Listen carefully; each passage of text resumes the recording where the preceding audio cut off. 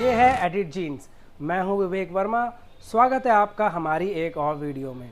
Edit jeans में हम हमेशा कोशिश करते हैं कि आपको वैल्यू प्रोवाइड की जाए, या हमारे प्रोडक्ट्स हमारी अच्छी क्वालिटी की जीन्स के ज़रिए या हमारे कंटेंट के ज़रिए। और इसीलिए हमने स्टार्ट की है एक नई सीरीज़ जिसमें हम आपसे डिस्कस करेंगे कुछ केस स्टडीज़, कुछ ऐसे बिज़नेस की जिनसे हम लेसन सीख के अपने बिज़नेस को और बढ़ा सकते हैं।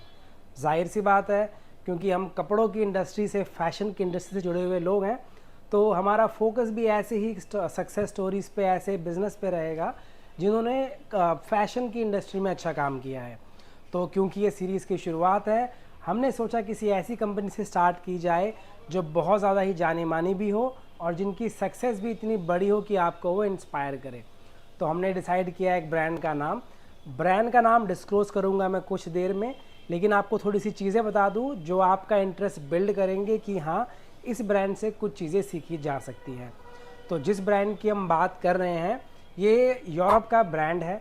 1970s के आसपास ये स्टार्ट हुआ था और एक आदमी ने, जिसका नाम अमांसियो ओर्तेगा था, उसने छोटी सी दुकान खोली अपने लोकल इलाके में अपने कपड़े बेचने के लिए। उसने एक नाम डिसाइड किया, उसके पीछे भी अच्छी स्टोरी बताऊंगा मैं आपको, और एक छोटी सी कपड़ों की दुकान खोल ली, जैसे हमारे बहुत से व्यूवर्स भाइयों की होगी, या जैसे आज की डेट में बहुत से यंगस्टर्स स्टार्ट कर रहे होंगे। उसने भी ऐसी ही दुकान खोली 1970s में। अपने काम में बहुत अच्छा था, उसने बहुत अच्छे कपड़े रखे, बहुत ही अच्छी मेहनत की, किस्मत ने भी साथ दिया, और आज की डेट में वो ब्रांड इतना बड़ा है कि ग्लोबली उसके 2000 से ज़्यादा आउटलेट्स हैं। इंडिया में भी इस ब्रांड के 20 से ज़्यादा आउटलेट्स हैं, और सिर्फ इंडिया से ही 2022-23 के बीच में इस ब्रांड ने 2500 करोड़ का बिजनेस किया। जी हाँ, 2500 करोड़ के कपड़े वगैरह इस ब्रांड ने इंडिया में बेचे थे। और अगर ग्लोबली बात की जाए पूरी दुनिया में, तो पिछले साल मतलब मार्च 2024 तक का जो इसका सेल था पूरे वर्ल्ड वाइड, उसका टोटल अमाउंट कुछ लाख करोड़ था। और ये ब्रांड बहुत रिस्पेक्टेड है, एंट्री लेवल लग्जरी ब्रांड है। अगर आप अब तक गैस कर पाए हैं तो आप बहुत ही ज़्यादा वेल इन्फॉर्म्ड हैं। अगर आप नहीं भी गैस कर पाए, मैं बता देता हूँ, ब्रांड का नाम है ज़ारा। जी हाँ, ये वो ब्रांड है जिसके बारे में आज हम बात करने वाले हैं। तो फ़नी स्टोरी बता देता हूँ मैं आपको कि जब ये ब्रांड लॉन्च हो रहा था, तब दुकान खोली जा रही थी इसकी, तो अमांसियो ओर्तेगा ने नाम डिसाइड किया था ज़ोरबा। जी हाँ, ZORBA। लेकिन जब उन्होंने दुकान बनवा ली, बोर्ड लगवा लिया सारा, तो उन्हें पता चला कि इस नाम की एक दो दुकान और भी है, और उन्हें पसंद नहीं आया कि उनका नाम बहुत कॉमन हो। तो उन्होंने अपने हाथ से ज़ोरबा के कुछ लेटर्स तोड़ दिए और उन्हें एक एक्स्ट्रा ए पड़ा हुआ मिल गया, तो उन्होंने ज़ोरबा को बना दिया ज़ारा। क्यों? क्योंकि उनको अलग दिखना था। और ये है हमारा पहला लेसन जो हमने सीखा है ज़ारा के बिज़नेस से, कि we have to stand out. बहुत बड़ी भीड़ है, बहुत सारे लोग काम कर रहे हैं, आपको स्टैंड आउट करना है। जब आप स्टैंड आउट करोगे, जब आपका बिजनेस स्टैंड आउट करेगा, कस्टमर्स आपको अलग से देखेंगे और आपके साथ जुड़ना चाहेंगे। अगर आपकी लोकेलिटी में बहुत सारी दुकानें हैं, वो एक ख़ास तरह का एक सेम पैटर्न की चीज़ें अगर कर रहे हैं, आप भी अगर वही करोगे, वैसा ही डिस्प्ले, वैसा ही नाम, वैसी ही चीज़ें, आप भीड़ का हिस्सा बन जाओगे। आपको अलग दिखना है। अलग आप कैसे दिख सकते हो? बहुत से तरीके हो सकते हैं। आप परचेजिंग अलग कर सकते हो। अलग परचेजिंग ऐसे कि कुछ ऐसी चीज़ें रखो जो मार्केट में सबके पास ना मिलती हो। आप अपना ब्रांडिंग, अपना डिस्प्ले अलग रख सकते हो, चाहे वो यूनिक नाम रखने से हो, यूनिक डिस्प्ले से हो, यूनिक लोकेशन से हो, या कुछ यूनिक रेट, कुछ यूनिक ऑफ़र से हो, कि आपको स्टैंड आउट करना है।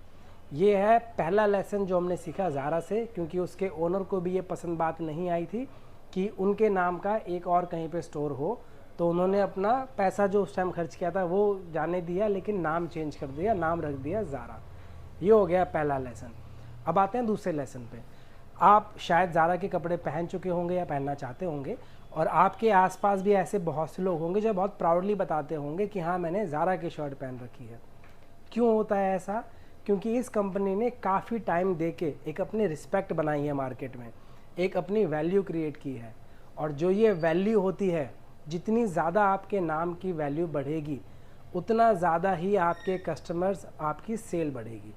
अगर आप नया काम स्टार्ट कर रहे हैं तो आपको ये ध्यान में रखना है कि आपको डे 1 से ही, पहले दिन से ही अपने नाम की, अपने ब्रांड की वैल्यू बनानी है, अपने शॉप की वैल्यू बनानी है। कैसे बनाओगे आप वैल्यू?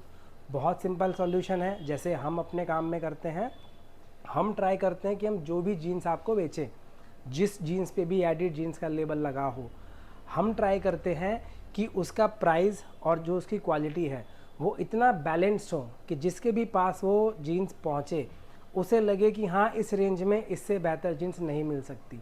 धीरे धीरे वो ट्रस्ट बिल्ड होता है। दो कस्टमर ने आपकी जीन्स ली या आपके कपड़े लिए, उनका अच्छा एक्सपीरियंस रहा, वो 4 लोगों को बताएंगे, 4 8 को बताएंगे। ऐसे धीरे धीरे जब आप कंटिन्यूस मेहनत करते रहोगे और लोग आपकी मेहनत को पहचानेंगे तो बहुत ज़्यादा स्ट्रॉन्ग चांस है कि आपके नाम की वैल्यू बने। और जैसा मैंने कहा, जितनी वैल्यू बनेगी उतना ज़्यादा ही कस्टमर्स आपसे और जुड़ना चाहेंगे। तो ये हो गया लेसन नंबर 2। पहला लेसन कि आपको स्टैंड आउट करना है, आपको अलग दिखना है भीड़ से। सेकंड, आप अलग दिख चुके हो, भीड़ से आ चुके हो, अलग हो चुके हो, लेकिन आपको वैल्यू देनी है कस्टमर्स को और अपने नाम की वैल्यू बनानी है। तीसरा लेसन जो हमने सीखा है ज़ारा से, ज़ारा शायद कई लोगों को देख के आइडिया नहीं आता, लेकिन ज़ारा बहुत ही ज़्यादा डेटा ड्रिवन कंपनी है। डेटा ड्रिवन से मेरा मतलब क्या है कि वो बहुत ज़्यादा ध्यान देती है मार्केट स्टडी पे, मार्केट एनालिसिस पे। यही चीज़ें आपको भी करनी है, भले ही आपकी छोटी सी दुकान हो। कैसे करोगे आप ये, या क्या मतलब है इन चीज़ों का, मैं बताता हूँ। जैसे ज़ारा क्या करता है, उनके पास एक डेटा बना के रखते हैं वो लोग कि कब क्या चीज़ बिकेगी, या वो ये ध्यान रखते हैं कि मार्केट में क्या ट्रेंड चल रहा है, कहाँ पे क्या चीज़ें खरीदी जा रही हैं, क्या चीज़ें बेची जा रही हैं। वो इनको यूज़ करके अपनी परचेजिंग, अपनी मैन्युफैक्चरिंग को और ज़्यादा रिफ़ाइन करते हैं। एग्ज़ाम्पल के लिए, अगर आपको जून के महीने में बहुत अच्छे रेट मिले स्वेटर के, और वहाँ पे गर्मी पड़ती है जहाँ पे आपकी शॉप है, आपको रेट भले अच्छा भी मिल रहा है, आपके पास अगर बजट लिमिटेड है उस टाइम पे, तो वो स्वेटर ख़रीदना फ़ायदेमंद नहीं होगा। लेकिन वहीं दूसरे एंड पे अगर आपको ऐसे टाइम पे, जब आपके पास चांस है कि यहाँ कुछ समय मार्केट खुलेगा या आपके पास एक्स्ट्रा पैसे पड़े हैं, और अगर आप उस टाइम पे अच्छी परचेज़ कर लो, ऐसे स्वेटर की जो 2 महीने बाद बिकेंगे, अच्छा डिसीजन है। डिसीजन होगा किस बेस पे? डेटा और इनसाइट्स और इन चीज़ों के बेस पे कि क्या होने वाला है।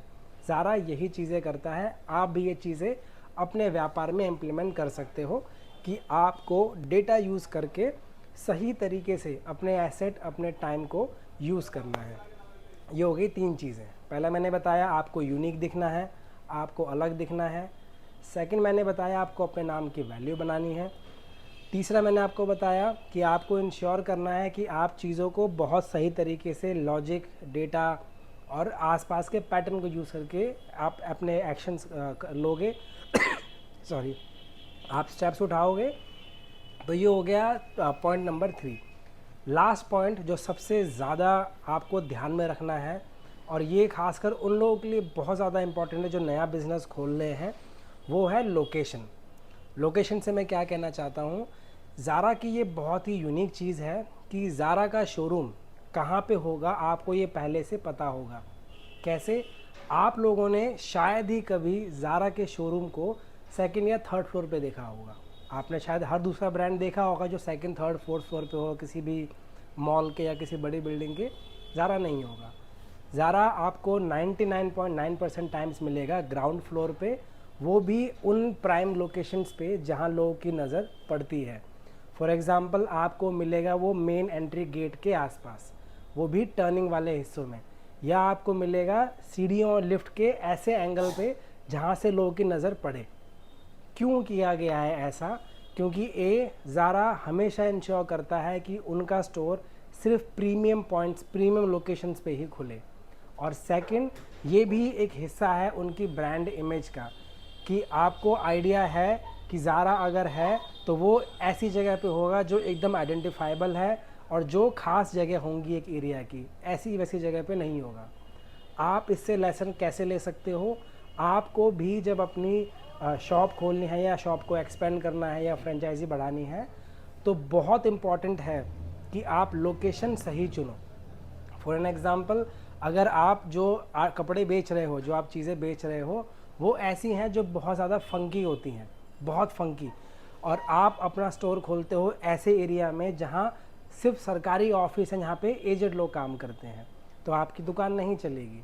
अगर आप उसी मार्केट में या उसी लोकेलिटी में जहाँ ज़्यादा थोड़े एजेड लोग रहते हैं, आप वहाँ ऐसे कपड़े बेचो जो ज़्यादा डिसेंट हो, ज़्यादा कंफर्टेबल हो और वैल्यू फॉर मनी हो, आपकी सेल बहुत अच्छी होगी।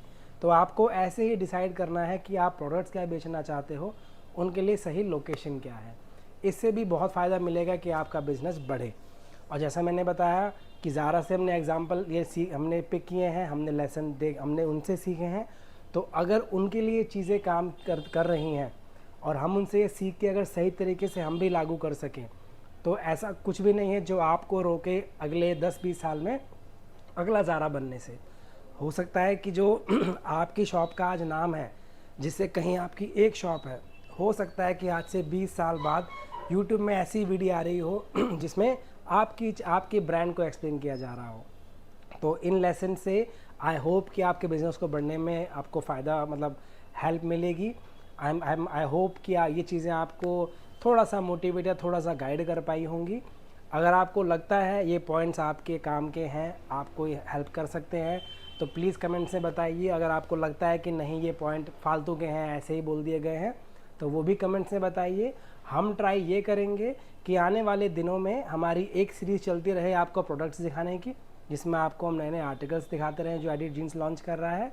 और हम ट्राई करेंगे कि साथ में एक और सीरीज़ चलाएं हम, जिसमें हम आपसे ऐसे ही बिज़नेस के ज्ञान, बिज़नेस के टिप्स या ऐसी चीज़ें जिससे आपका बिज़नेस बढ़ सकता है वो शेयर करें।